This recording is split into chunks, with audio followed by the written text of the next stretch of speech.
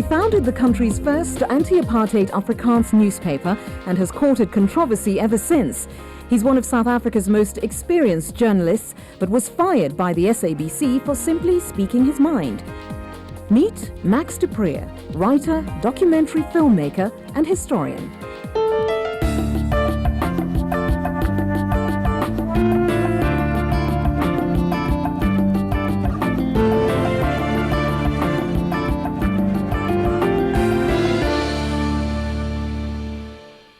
Max du Preez, thank you so very much for joining us. I've been looking forward to this for quite some time. It's a pleasure to have you. And so have I.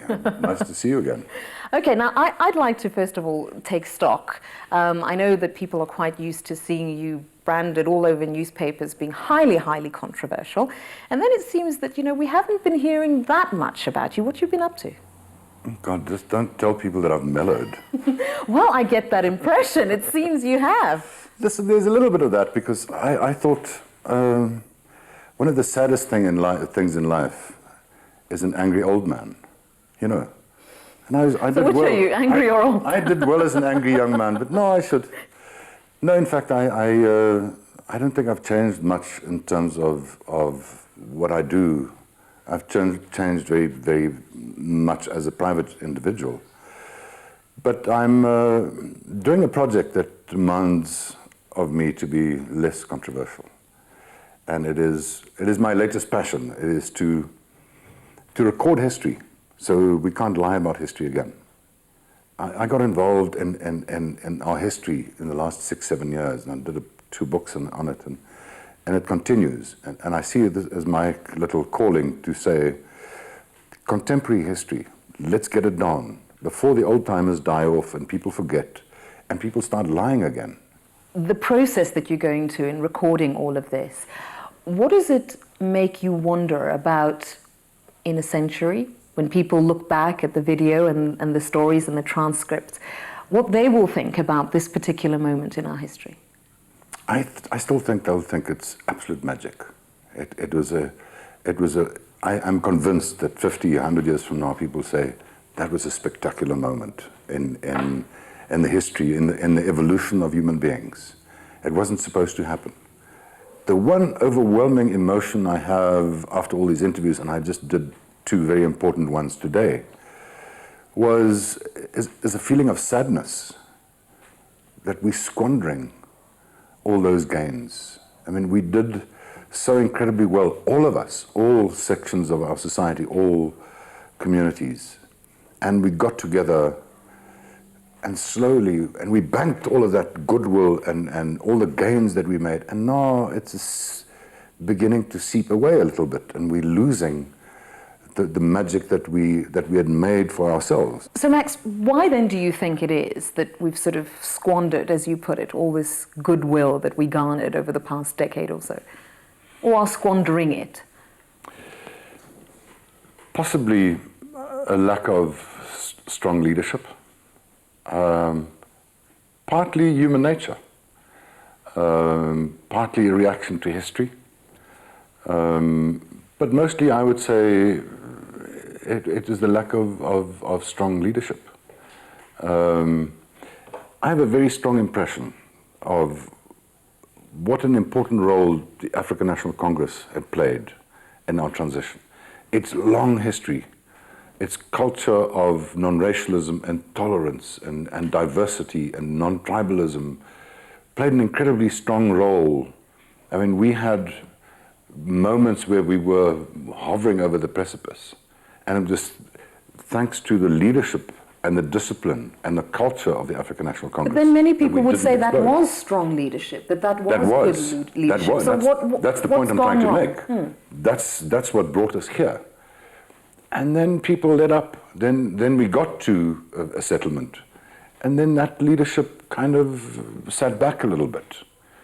Now, we have to understand also that it was going to be difficult. Massive poverty. And then some people with the advantage of some education taking a quick gap to move into the middle class. And then it's human nature to then say, well, forget about the other guys, it's our turn. So that has happened, and that is not a South African phenomenon. That happens all over the place. But it went unchecked. Went unchecked by leadership. The ANC was struck by a massive crisis with the Jacob Zuma affair. The biggest crisis of their 94-year existence, there's no doubt about that. And they didn't handle it well. They don't know how to deal with this. The grand old men like O.R. Tambo and Nelson Mandela and Walter Sisulu and those guys are gone. We expected more of the ANC. We talk about Ubuntu. I mean, Ubuntu is kind of a word that you hear 10 times a day. And sadly, I never see it. I don't think there's Ubuntu here anymore. Maybe in small rural villages where people care. In mainstream society in the cities. So if you were to say no Ubuntu, what would you say? What, the sense of community, the love of the sort of, man? the sense of humanity, the sense of caring that, I am a person through you, through other people. I mean, that kind of medemenselijkheid, that's gone.